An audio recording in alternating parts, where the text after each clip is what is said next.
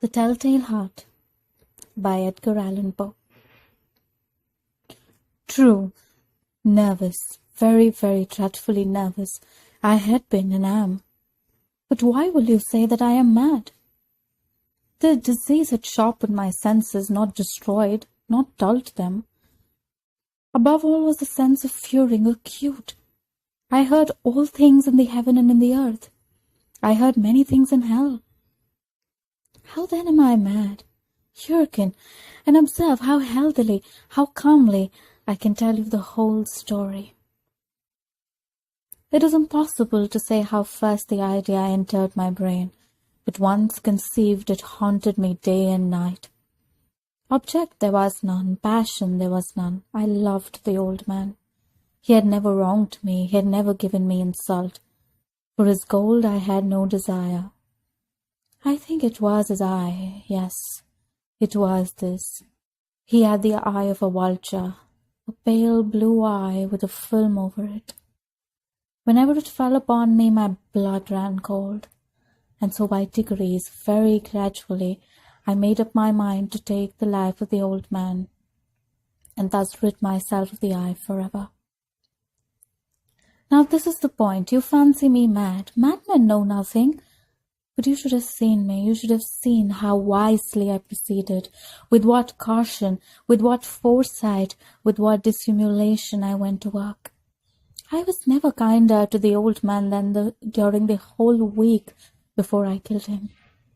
And every night, about midnight, I turned the latch of his door and opened it, oh so gently.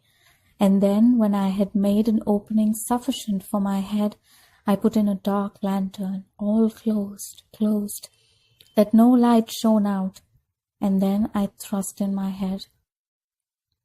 Oh, you would have laughed to see how cunningly I thrust it in. I moved it slowly, very, very slowly, so that I might not disturb the old man's sleep.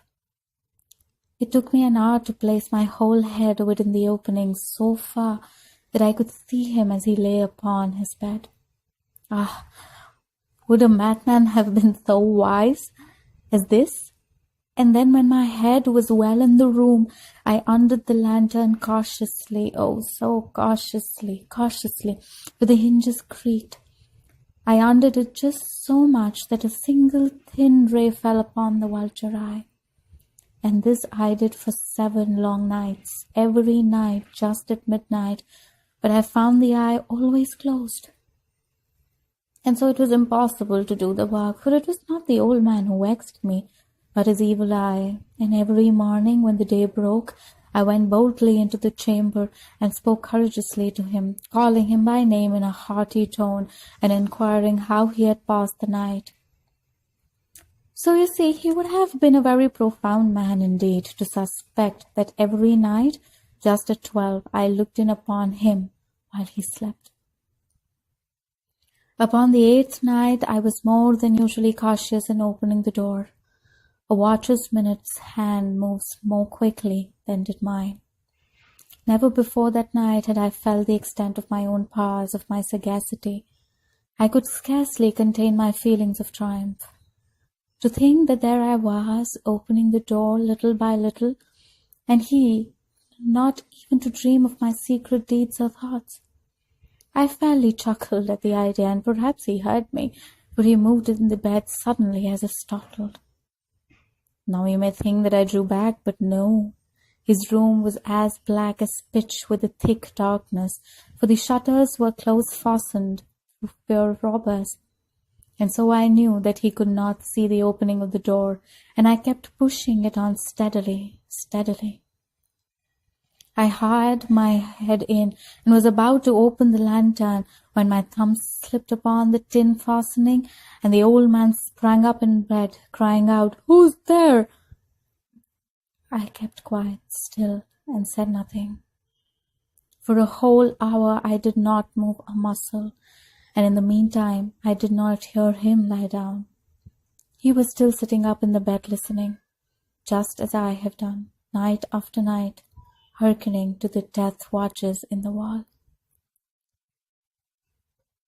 Presently I heard a slight groan, and I knew it was the groan of mortal terror. It was not a groan of pain or of grief, oh no. It was the low, stifled sound that arises from the bottom of the soul when overcharged with awe. I knew the sound well.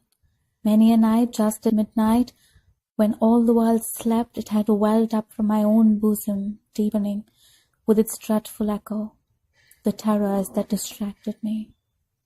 I say I knew it well. I knew what the old man felt and pitied him, although I chuckled at heart. I knew that he had been lying awake ever since the first slight noise when he had turned in the bed. His fears had been ever since growing upon him. He had been trying to fancy them causeless, but could not. He had been saying to himself, "It is nothing but the wind in the chimney. It is only a mouse crossing the floor." Or, "It is merely a cricket that has made a single chirp." Yes, he had been trying to comfort himself with these suppositions, but he had found all in vain, because death, in approaching him, had stalked with his black shadow before him and enveloped the victim. And it was the mournful influence of the unperceived shadow that caused him to feel, although he neither saw nor heard, to feel the presence of my head within the room. When I waited a long time, very patiently, without hearing him lie down, I resolved to open a very, very little crevice in the lantern. So I opened it. You cannot imagine how stealthily, until at length a simple dim ray, like the thread of a spider, shot from out the crevice and fell full upon the vulture eye. It was open, wide open, and I grew furious as I gazed upon it. I saw it with perfect distinctness, all the dull blue, with a hideous veil over it that chilled the very marrow in my bones, but I could see nothing else of the old man's face or person, for I had directed the ray as if by instinct, precisely upon the damned spot. And had I not told you that what you mistake for madness is but over-acuteness of the sense? Now I say, there came to my ears a low, dull, quick sound, such as a watch makes when enveloped in cotton. I knew that sound too well. It was the beating of the old man's heart. It increased my fury as the beating of a drum stimulates the soldier into courage. But even yet I refrained and kept still. I scarcely breathed. I held the lantern motionless. I tried how steadily I could maintain the ray upon the eve. Meantime, the hellish tattoo of the heart increased.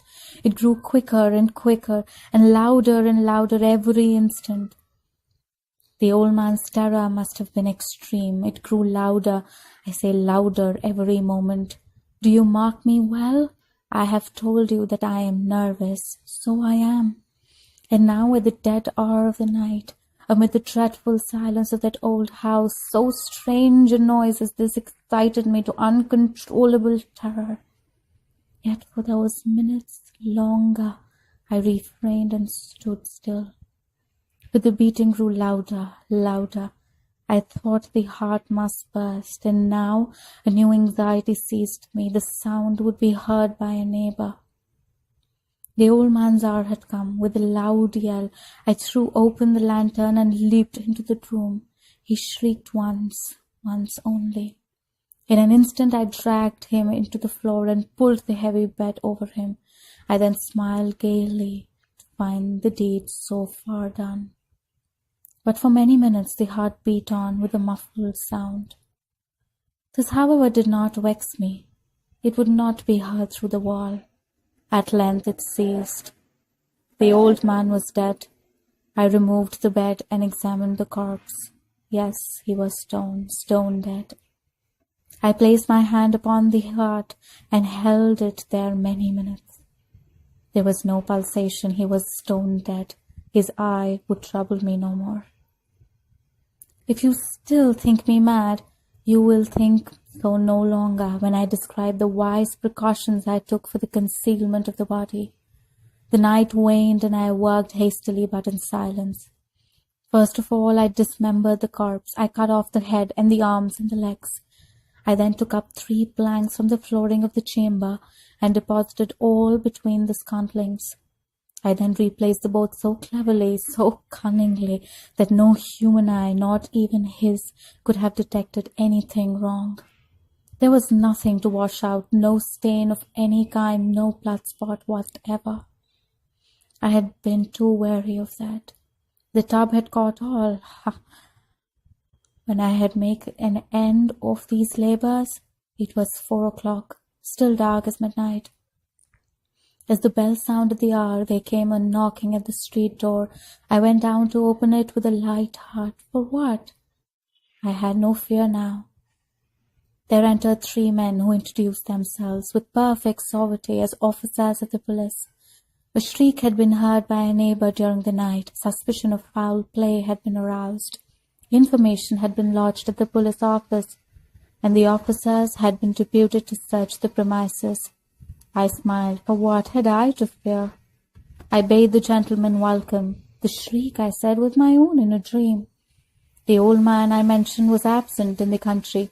I took my visitors all over the house. I bade them search well. I led them at length to his chamber. I showed them his treasures, secure, undisturbed. In the enthusiasm of my confidence, I brought chairs into the room and desired them there to rest from their fatigues, while I myself, in the wild audacity of my perfect triumph, placed my own seat upon the very spot beneath which reposed the corpse of the victim. The officers were satisfied. My manner had convinced them. I was singularly at ease. They sat, and while I answered cheerily, they chatted of familiar things. But ere long I felt myself getting pale and wished them gone. My head ached, and I fancied a ringing in my ears, but still they sat and still chatted. The ringing became more distinct. It continued and became more distinct. I talked more freely to get rid of the feeling, but it continued and gained definitiveness, until at length I found that the noise was not within my ears. No doubt I now grew very pale, but I talked more fluently and with a heightened voice. Yet the sound increased, and what could I do? It was a low, dull, quick sound, much with the sound as a watch makes when enveloped in cotton. I gasped for breath, and yet the officers heard it not. I talked more quickly, more vehemently, but the noise steadily increased. I arose and argued about trifles in a high key and with violent gesticulations, but the noise steadily increased.